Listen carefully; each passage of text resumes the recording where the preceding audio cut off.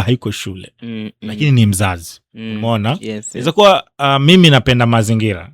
Mzazi wangu apendi mazingira. Umeona? Nitaanza kufanya vitu fulani pale na nyumba ambia wachana na hizo vitu.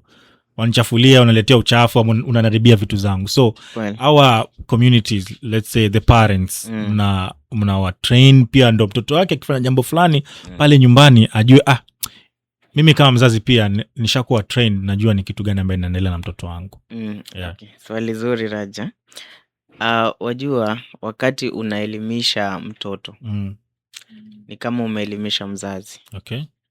Mtoto ukimweleza kwamba usitupe takataka ovyo ovyo, wakati mzazi anatupa, kwa mfano kama ni chupa, mtoto atamwambia mommy don't throw that bottle there, put it in the dustbin, ama ataichukua aiweke katika dustbin. So we are focusing on a young generation yenye itasaidia sasa au millennials. Najua tutaki tuingie kwa mambo ya wengine ni vichwa ngumu. Wazazi wengine ni vichwa ngumu kabisa, unajua. But tunajaribu as much as we can, yani unajua uwezi tatua tatizo kwa pamoja. Charity begins at home. Umeona? Sawa. Nyinyi mmeanza shule. Tumeanza shule ili si wale watoto wanarudi nyumbani. Wanarudi, yes.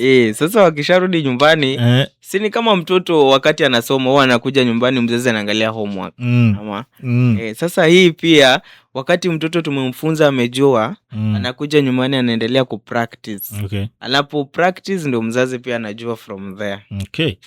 Alright. Mike amejitetea sana, but all in all mimi unasema huyu mzazi kama okay, charity begins at home, right? Ndio. Mimi nasema huyu mzazi akijua mtoto pia atajua. Mtoto naye pia akijua mzazi atajua. Umeona? Lakini sasa tuko na wale stubborn parents, umeona? Headache kabisa. Mimi chupa zangu nataka kuwekea sijui ni jik, sawa. Mzazi ameaccept kwa hii chupa haifai kutupwa, nitafanyia biashara. So unaona mtoto pia atakuwa ako sawa kabisa. Umeona? Lakini sasa kuna wale wazazi mpaka utrain mzazi ndo mtoto afanye nini? Afuate mzazi. Na kuna wale kuna other families you train a kid then the parents follows. Na kuna other household you train the parents, the kids follow. Umeona? So tuko in a vice versa world. Huwezi jua nikitrain nani atafuata, nikitrain nani atafuata.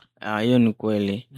But sasa unaona pia wakati unaenda kwa social media account zetu tuko very active.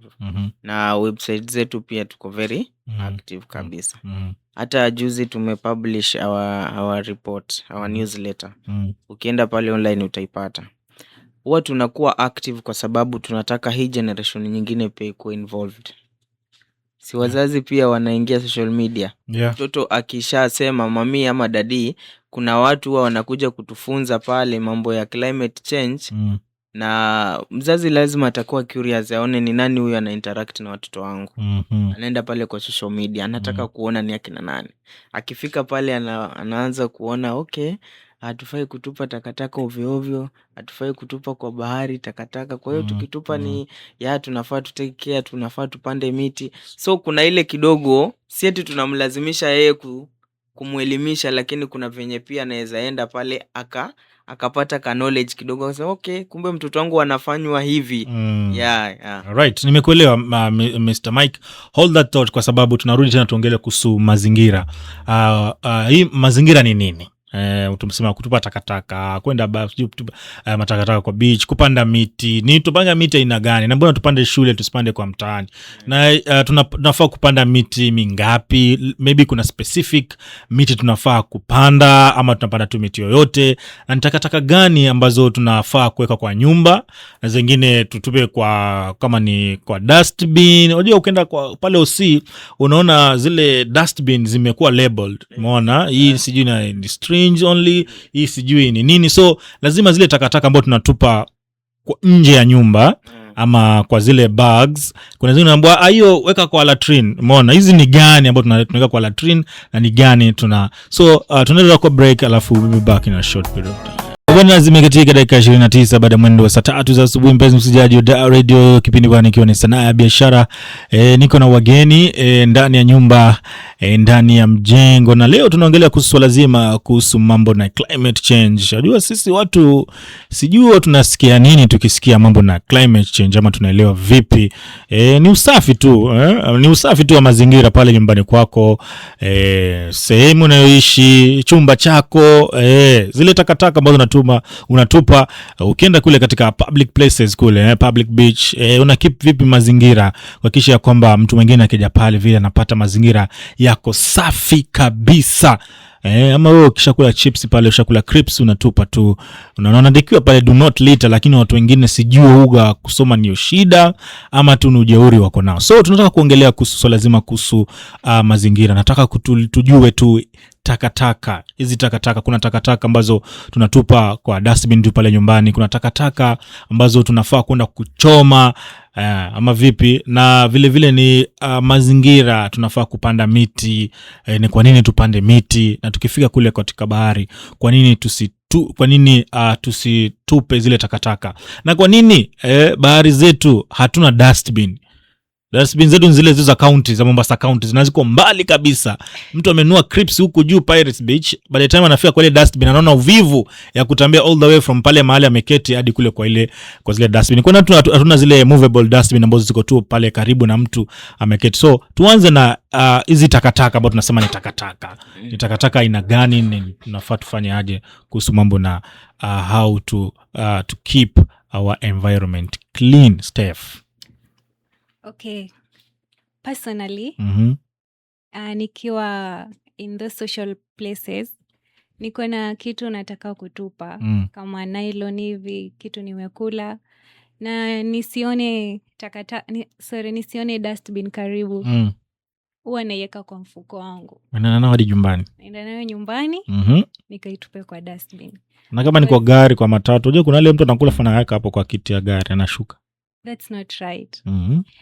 I believe littering is immaturity. As a mature person who is conscious about the environment of your society, you need to be climate conscious. Don't litter, it's not right. So kama unaona hakuna dustbin karibu, ama kama dustbin iko mbali na wewe, you can just buy a piece of paper, put it inside there, enda nayo nyumbani and put it there. You would have saved so many lives, aquatic lives, and other animals that get affected by littering. So we should be environment conscious. And if you are facing such an issue, just carry it. It won't cost you anything. Eka tu kwa handbag, eka tu kwa mfuko wako. Ukifika nyumbani, tupa. I think that's the solution. Tubebe takataka zetu kwa mfuko bana. Nini unapata mtu amekunywa maji anatupa. Bana, chupa pap. Unapata mtu amekula mahindi kwa gari rafika pap. Kwa unafanya mtu mimi baadaye mimi kitu ananisumbua sana. Okay. Unaona, kuongezea hapo, I think it's a matter of mindset. Kwa mfano saizi unaweza enda hapa short call kwa hivi. Ona ni uchafu bro. Okay. So kumaanisha akili yako tayari imeelewa kwamba nikitaka kujisaidia nafaa niende chooni. Yes. Ndio. So vile vile watu wanafaa wajue kwamba nikitaka nimetumia hii chupa na nafaa kuidispose. Nafaa ni dispose mahali ambapo panahitajika. It's either niangalie kama kuna dustbin around, niweke, ama kama hakuna nitembee nayo mpaka vile nitapata. Kama venye mwenzangu amesema Stefan, pia mimi ni hivyo. Nikishamaliza like yani imekuwa ndani yangu. Umekuwa hivi kitambo ama after joining Eden? No. Ili kitu yenye pia mimi nilikuwa nimejua, lakini nilivyo join Eden ikaniongezea, yani ikabuild hiyo kitu mpaka saizi nikiona yani siwezi tupataka ovyo. Siwezi kabisa. Nitaangalia mahali ambapo kuna dustbin. Na hii kitu umeona katika Mombasa County imeleta challenge kubwa sana. Mombasa ni chafu. Mombasa ni chafu. Sana, maneno yako. Ni chafu. Ni nini? Tunaongea. Ni nini? Ni kama Eden hata maybe nilikuwa nasema kama Eden wata provide dustbins. Ziongezeke zikuwe mingi. Yes, ni swala ambalo tumeona pia mashirika kadhaa yameweza kuongelea kwa sababu dustbin Mombasa County ni kidogo. Kwanza town unaona dustbin moja hizi kubwa za malori hizi tumeona takataka nyingi zikiwekwa chini chini inajaa na zingine zinaanguka chini. Yes. So ni swala ambalo pia sisi tunajaribu kuliangazia na tunaomba kwamba wahisani waje watushike pia sisi mkono pamoja na mashirika mengine tuweze kuweka dustbin hata ikiwezekana kila kona ya Mombasa. Very true. Vile umesema beaches pale ndio kunafanyika mambo mengi. Ndio nasema aquatic lives. Tunaona plastic zinaingia pale. Kumbuka makampuni yetu pia yanamwaga pale uchafu. Wakati kuko na mvua kubwa bado sewage inabeba ina dump pale kwa beach. Hii kitu ina interfere na aquatic life. Samaki zetu zinaingia ndani ya chupa jamani, inakosa hewa. Turtles hao wanakufa kwa sababu pia ile nyumba yao, vyakula vyao vinakuwa interfere nayo. Sasa samaki hatuzipati tena. Ndio pale tunaona sasa kunakuwa na a lot of things zenye zina happen pale baharini. Unakuta mara kunaanza kuwa tuna bahari inaanza kumisbehave kwa sababu pia inajaribu kurespond. Unashangaa mbona samaki umeenda mbali? Kumbe bahari ni chafu. Kumbe bahari ni chafu, umeenda huko. Alafu tunasahau kwamba pia tunakata miti ovyo. Unaona unakuta upepo ni mkali. Miti ya kukinga ile upepo hakuna. Watu wanapojaribu kuvua samaki sasa hao wazazi wetu wenye viboti vidogo hawawezi. Na zile mashua zao haziwezi fika kule mbali. Sasa ndio unapata umaskini katika zile show unaendelea kukua. Ndio maana utapata watu kwenye mitaa mingine kwa mfano kama Junda ambao wametegemea uvuvi, kukua kwao inakuwa ni kidogo sana. Unajua watu wengi wanasema bana mimi nitachukua chakula yangu nimekula mahindi afu niweke kwa mfuko niende nayo hii corn hadi sijui wapi kwa sababu dustbin hakuna. So solutions maybe tukiongeza dustbin tuone kama Mombasa itakuwa safi. Umeona kwa sababu tunapata ile gari imejaa alafu zina spill over, si ndio?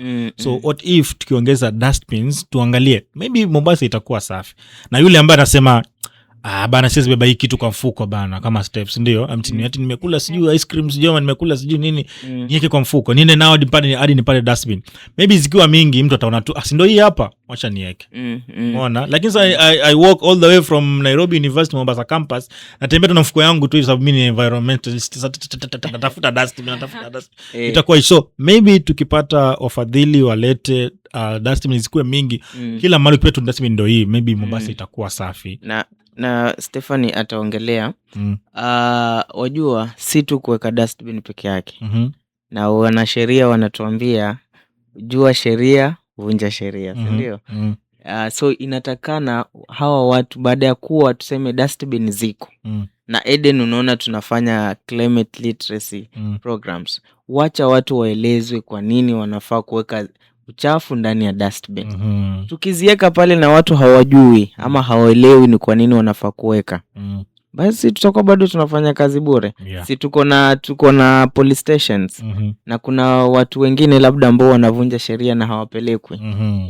So tunahitaji pia watu waelezwe kifasaha, waelewe maana kamili ya kwa nini hawafai kutupa takataka ovyo na umuhimu wa zile bins. Ilikuwa tunasema to categorize hizi takataka. Umeona kuna zingine ni zina dhuru. Umeona pale nyumbani leo tunatumia kitu tunatupa tu pale nje. Mtoto anaokota na kwenda kucheza nao, mtoto anafanya hivi na hivi, maybe ana sniff anapata magonjwa. So hizi takataka ambazo tunafaa tuzichome immediately ni gani na takataka gani tunafaa tuweke tu kwa bin. Umeona maybe kuna hizi nylon ametaja, alafu kuna hizi kaki ambao ni karatasi ukiweka tu kwa nanio kwa mchanga na decompose inaisha hivyo. Umeona? So lazima tujue ni takataka gani nafaa kuchoma immediately, ni takataka gani ifai kwa bin, hivyo tu categorize at least mtu ajue pale nyumbani hii haifai kwa hapa ndani ya nyumba, inafaa tuchome na isiweke kwa dustbin pia ikiendaga. Sawa. So Stephanie, sijui tuongelea zenye hazifai, zenye hazifai kuchomwa ama Okay. zenye zinafaa kuchomwa? Mi nitaongelea zenye hazifai kuchomwa. Okay, zenye zinafaa kuchomwa zinafaa kuwa zenye ziko non-biodegradable, zenye haziozi kwa mchanga. So hizo ndo zinadhuru afya sana. Zinapunguza pH ya mchanga, inadhuru mimea. Hizo zenye hazidecompose, hizo ndo zinafaa ziwe zinapewa first priority, kwa sababu their risk are higher compared to the biodegradable one. Okay. Tukisema tu kuchoma, though inakuwa neno ambalo linakuwa kubwa sana, lenye hata kidogo walifai kutajwa wakati tunasema maswala ya nchi. So kuna njia mbadala ambazo zimekuja, very innovative ways. Saizi tunaona watu they are reusing things. Okay, kuna watu wana reuse things, kuna watu wana recycle these plastics, na kuna watu wanafanya mambo makubwa. Na tuko na partners wengine wetu ambao utaona wanachukua banners, wanabadilisha zinakuwa bags, mwana badala ya kutupa. Wengine they do recycling. Kuna watu wanatengeneza hizi cabro from plastics. So wakati tunachoma kuna omission ya smoke, na hii smoke iko very hazardous, it's very dangerous to our atmosphere. Kuna place tu fulani imekuwa hapa specifically for kuchoma. Kuna places ambazo ziko covered unachoma. Ona hizi issues za hospitali zima strange na kuna place kuna jina fulani hapo nimesahau. Peleka huko nachomwa. Okay, incinerator. Sasa wakati tunachoma, si kila mtu anaweza afford zile chemicals za kuua ile smoke mbaya, si ndio? Kwa sababu utataka kuchoma openly, hauna hiyo mtambo wa kuchoma, si ndio? Ndio maana hatupendi tutumie sana kuchoma. But wale ambao wanaweza afford, wanaweza peleka pale mahali maalum pa kuchomea zile taka, then wachome, kuliko kuweza kuharibu pia mazingira. Wajua tukiwa exposed kwa smoke ya hizi vitu, tuliona Mombasa there is a certain case kwamba kuna watu walianza kutoka vijipu. Unaona hiyo ni as a result of such like things. Nenda Mwakirunge saizi uone there is a lot of outbreak of diseases. Sababu hiyo dump site. Dump site kuna a lot of smoke, chafus. Yani it's a mess pale. Kuna time hata the aviation complained about the smoke. Sababu kwa kichoma so complain. Na lichakuwa saizi tunaona through the county government and the partnership of a certain I think organization or a company, wameleta hizo monitors, smoke monitors, zinapima viwango fulani vya smoke. But sasa tunashangaa pia na tunaomba pia county government haikupeleka mahali kama Mwakirunge. So swali linakuwa ni kwa nini? Umeona?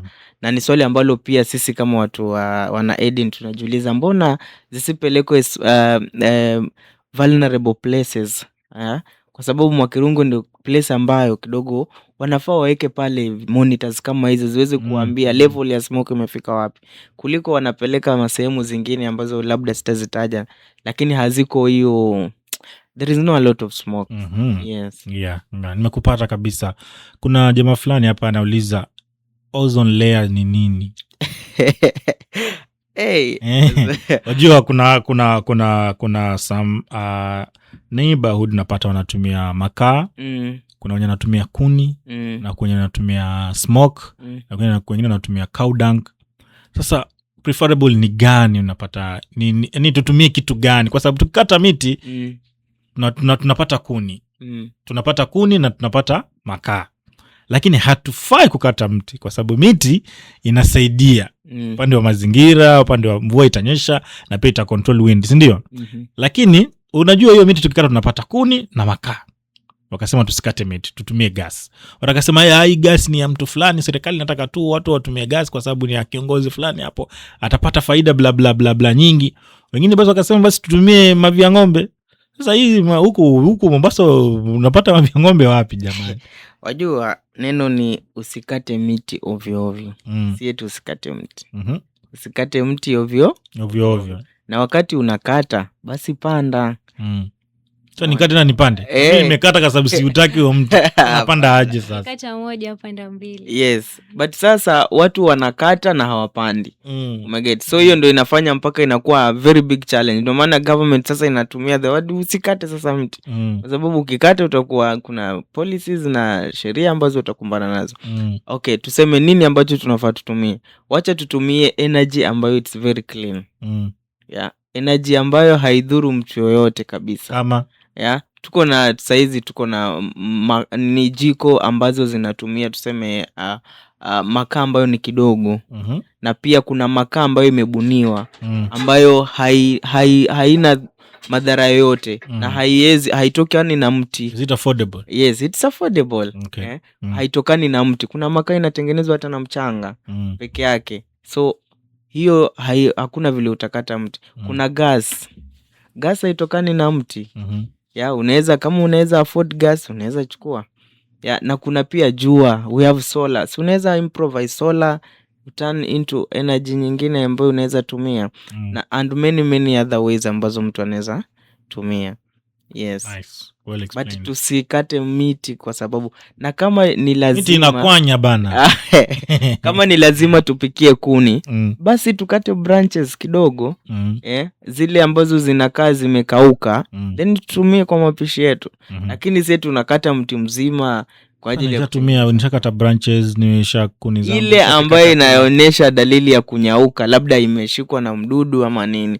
Hiyo ndio kidogo unaweza, kwa sababu haina lifespan, imeshikwa na mdudu ama nini. Na pia maybe ukiangalia hii mti inaweza kuleta hatari, maybe itaanguka mahali, vunje nyumba. Yes. Okay. So ni lazima watu wajue tofauti ni kwa nini mtu anaambiwa kate mti. Na ukishakata mtu unaambiwa pia upande miti miwili. Sawa sawa. Usikate ovyo ovyo. Kukata mtu unaweza kata. But si ovyo ovyo. Sawa sawa. Na wakati tunataka kutumia kama ni kuni, kama ni makaa, umeambiwa hapa kuna vitu mingi sana tunaweza kutumia ili kuhakikisha kwamba ule mtu mwingine adhuri. Kwa sababu sisi kuna wengine wakipika tunatumia moshi, zile enzi zetu before tupate gas. Moshi unapepeta hivi, moshi na kuchapa. Sasa wewe mwenyewe pia baby unakuwa affected na ujui, si ndio? So ni lazima pia tujue ni vitu gani za kutumia na ni kwa nini tutumie hizo vitu. Tumeambiwa tunaambiwa hatufai kuchoma taka, ama hatufai kuchoma kwa sababu pia ukichoma mule moshi pia ni mbaya. Wewe umechoma vitu vikali sana vya hospitali ama vya factory, unapata watu huko wanaanza kutoka blisters ama wanapata ugonjwa, kumbe ni ile smoke wameinhale pale mahali. Na wale watu wa hospitali ambao drainage zao ziko connected kwa bahari. Ukienda Fort Jesus hii ukifika chini hapa chini on your left kuna mahali hivi kuna sewage hapa inapita hapa inanuka vibaya. So ile sewage yote inaendea kwa bahari. Umeona? Lakini watu wengi wanasema bahari inabadilika. Umeona? Ile maji sasa inakuja pale inasafisha, inakuja maji sana safi. So umepata hii maji chafu imeenda maybe Diani ama imeenda wapi huko, lakini tunasahau kwamba ile bahari itakuwa tu ya kuswim peke yake. Lakini wale samaki, viumbe tutawapata vipi? Unapata mvuvi ameenda tangu asubuhi lakini hajapata kitu. Tunasahau kwamba bahari ni chafu, vile chakula zao zimeingia uchafu, hawezi kula tena, hawezi kuja huku mwanzo. Lakini sasa serikali tutaambia nini? Wajue kwamba Makadara iko karibu na beach. Vitu zao na dump wapi? Umeona kuna factories, kuna Kenya Pipeline, sio kuna nani. Hizo vitu zao na dump wapi? Na kule Changamwe pia kuna beach. Wana dump wapi? So lakini sasa ukiangalia vitu mingi ni the national government. Maybe hawakupeleka Mwakirungi kama county government. Maybe serikali ilisema usipeleke kule. Tutapeleka wapi alafu ijaje? Unajua wakati hapo miaka ya nyuma, I think kama ni miaka 4 ama 5 ambayo imepita, ulivyokuwa tu ukiingia Mombasa, ulikuwa na nini ilikuwa inakukaribisha Mombasa? Ukiingia tu hivi Mombasa ilikuwa Mombasa raha, alafu kulikuwa na fresh air.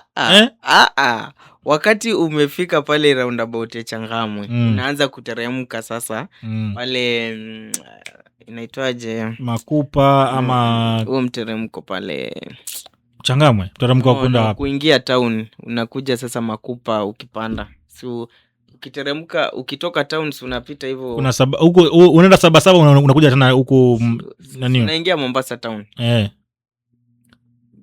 Ukitoka Mombasa unapita wapi? Si Changamwe. Ukitoka Changamwe unapita Makupa. Makupa kuna roundabout unaenda Sabasaba. Sasa Sabasaba si unaenda Mwembe Tayari huko mbele ukienda. Na mahali kuna bendera. Hapo mahali bendera nyingi. Ni Changamwe hapo. Kibarani. Jina Kibarani, okay. Kibarani. So wakati ulikuwa unafika Kibarani, nini ilikuwa inakukaribisha Mombasa? Miaka chafu, takataka mingi sana. So yes. So wakati I think ilikuwa ni wakati wa Joho. Wakati unaingia tu hivi Mombasa, kitu ya kwanza ilikuwa ni harufu mbaya. Pale Changamwe utajua tu nao nishafika Mombasa. Yeah. So but baadaye ndio ukaona government ikakuja sasa ikasema kupitia kwa hisani wengine, labda tuseme wakina Mombasa Cement. So ndio maana wakaweza kutoa ile uchafu pale. Hatujui walipeleka hatujui. Wewe ndio tukawa na issue zingine kama kina Mwakirunge na all that. So unaona kwamba uchafu ama dump site ikiwa mahali iko na athari nyingi sana. Na unaona ule ndo ulikuwa mlango watalii wakikuja yani wakikuja tu hivyo wanajua airport hiyo ndo njia. Umeona? Ukitaka kwenda airport hiyo ndio njia, ukitaka kutoka hiyo ndio njia. So ilikuwa ni kitu ambayo inaleta aibu sana kubwa kwa hii kaunti yetu. Alright, wacha tusome SMS ambazo zimetumwa hapa hivi na kwa WhatsApp text, tuangalie watu wanasema nini kuhusu mazingira. Watu wanajua mazingira ama hawajui mazingira. Jamaa jukana kama Alex Masha kutoka county 003 anasema tu kitu muhimu tu watu wajaribu sana ni kuelimishwa jinsi ya kutupa takataka, na pia waekewe ama dump site ama dustbins kila mahali. Asante sana Masha. Kuna mwingine anajulikana kama Eric Mwakio kutoka kule maeneo ya Mazera, anasema Mombasa ni chafu, shida ni nini? Na tunaona magari ya takataka ama magari hayatoshi. Hapo sasa sijajua shida iko wapi. Kuna mwingine anajulikana kule maeneo ya Likoni, anajulikana kama Juma Masha kutoka Likoni kule, anasema kitu muhimu tu ni watu waelimishe, wajue ni zipi mbaya na zipi nzuri, alafu pia tuwekewe mahali pa kuweka takataka. Mwingine kutoka kule maeneo ya Mwakirunge, huyo ambayo tumetaja sehemu hiyo Mwakirunge, anasema najulikana kama Matano Mwalimu. Niko maeneo ya Mwakirunge, anasema sisi huko watu Mwakirunge hili jaa kwetu ndio kipato ndio kipato chetu. Ndio tunapata kipato chetu ama kipato chetu.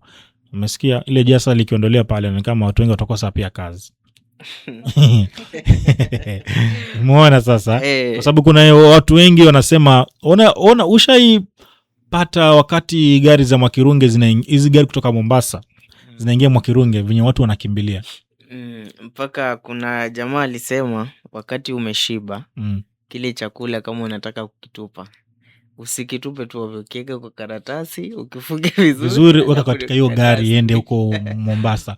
Watu wanapata kuku imekaa kwa friji, wanachukua wanapata chakula kupitia hapo Mwakirunge. Kuna wengine wanaokota zile plastics jamaa sijui nini, wanaenda kupeka kwa scrap metals, wanaenda kupima, wanapata pesa. Yes. Kuna wengine wanapata biriani hapo. Unipata watu wanakula biriani, wengine wanakula ugali, yani zimetoka juni za juzi za miaka mingapi anakula. Kuna wengine alipata samaki wakubwa wanakaa kwa friji wanapeleka nyumbani watu wanakula. Sasa umeona wewe kwako unaona maybe ni mbaya. Yes. Ile unaona ni salama kwake, but bado ni mbaya. Haizi kuwa ni kitu kizuri. Na kuna wengine pia wamepata place ya kuishi hapo ndani. Ukienda katika ile dump site tunapata watu wamejenga nyumba zao. Ni shelter tu kidogo, tumeweka tu shed hapo hivi, tunalala hapo chini, harufu. Wewe ukifika hapo utasikia harufu, lakini amekaa hapa atasikia harufu. Moshi imempiga, harufu imempaka hadi. Lakini Raj, wacha nikwambie kitu. The more you feel comfortable somewhere, jua your downfall imeanza. The more wale watu wanasema kwamba wametegemea pale mahali. Kumbuka hilo jaa linaharibu mazingira. Na hao watu wanaishi ndani ya mazingira, si ndio? The more vile kuna mtu alikuwa ameuliza the ozone layer. The more watu tuna joke around na ozone layer, the more we are exposed to light strength za jua ambazo skin yetu haiwezi kuzimudu. So wakati tutakuwa tunapatana na hizi outbreaks za vitu ambavyo hatuelewi, vile ambavyo magonjwa ambayo yanatokea kule, and then tunasema kwamba wacha ile jali kuwe linatusaidia nini na nini, haitakuwa ni vizuri. umeget. Yeah. Tumeona Nairobi hata juzi, koti imeweza kuamrisha county government ikaweza kulipa watu kule kwenye majaa ya pesa mingi, around more than 57 million huko. Sasa ni vitu ambavyo tusiwe tu tunafanya mzaa nazo. Tunakuuliza sana nitoke hapa niende wapi? Tuende wapi? Umeget. Unafaa, there is always an alternative. Wewe stop being at your comfort zone. Come out of your comfort zone. Wewe ukisema eti maisha yangu ni hapa jashwali, na unaona tu hii kitu inaathiri afya yako. Hata kama jaa ni nzuri, basi hata nyumbani kwetu takataka tungetupa, tungeacha kuishi nazo hapo kwa nyumba. So ni kama ulivyosema, lazima tusi get comfortable pale mahali ambapo sio pale pazuri. Get comfortable mahali ni pazuri. Lakini kama kwa jaa, sijui kwa dustbin napata mtu. Okay, sote tunaishi maisha tofauti kwa sababu kuna wengine maybe walikuwa abandoned mahali, so hajui wazazi wameenda wapi, so kaona hapa ndio place naweza kuwa. Unapata watu pale wamepea pale katika jaa, watu wengi. Kuna some activist walisema mimba za mapema zinapatikana pale. Kumekuwa na truancy ama school dropout. Unapata vijana wengi wakitoka shule wanakwenda pale. So mtu anakuambia mimi nenda pale napatafuta kazi, nachukua kama ni makopo, kama ni plastics bag nini, naenda kuuza, napata pesa kwa sababu mzazi wangu ana pesa. So nikienda pale, mimi ni mwanafunzi lakini nikienda pale napata pesa. So hatuwezi sema okay, sasa kama ni hivyo wewe fanya. Hapana, inafaa ile place ikue mwanzo, ile jia inafaa ikue mbali sana na mtu kuifikia. Sidhani kama serikali inakosa kiwanja ambao ni ya government, tuseme sasa hapa kama sasa tumepata hizi affordable housing kila mahali, lazima kuna kiwanja ambayo iko mbali na mtu kuifikia. Hiyo ni ya specifically, hii ni jaa. Ile kitu pale iondolewe kabisa, jaa ipelekwe mahali mbali sana. Hata kama watachoma huko watafanya nini sita kujua, lakini pale ni karibu. Smoke, ukifika pale smoke imespread kila mahali. Kama aviation wali complain watu hatuoni vizuri tukipita na ndege hapa hivi. Sasa wewe imagine wewe binadamu ambao unaishi hapo karibu, unafeel aje? Na umetaja masuala ya kiwanja, ukanikumbusha kitu. Katika Eden kuna survey ambayo tunafanya. Tunataka tuangalie, tuone green spaces hapa Mombasa ama hapa Pwani za watoto kuchezea. Kwa mfano wewe, kuna spaces ngapi ambazo umeziona hapa Mombasa watoto wanaweza enda wachezee tu? Hakuna. Hizo green spaces ambazo sisi kwa kuchezea zimejengwa majumba. Umeona? Unapata hapa green spaces. Hakuna. Na hizo vitu zilikuwa zinasaidia sana. Na hizo ndio vitu ambavyo tunataka serikali saizi to champion for that ili ziweze kurudi. Tunataka tupate maoni ya wazazi, wanasemaje kuhusiana na hizo green spaces. Zirudi ama ziwe vipi? Kwa mfano hata wale ambao wako Mwakirunge, wakati wawe wanatoka at least pale, hata kama ni a few hours, wanakuwa mahali ambapo kuko clean and green. Yani ni environment ambayo iko very clean kabisa. Ukuwa pale unafanya mambo yako, kama ni kucheza games pale, unacheza na iko sawa. Iko na clean water and everything is clean. So tunaomba kwamba hata wahisani wajitokeze na watuunge mkono katika hili swala. Ili tuweze kuhakikisha kwamba watoto wanapata hizi spaces kwa ajili ya pia kukua na afya yao.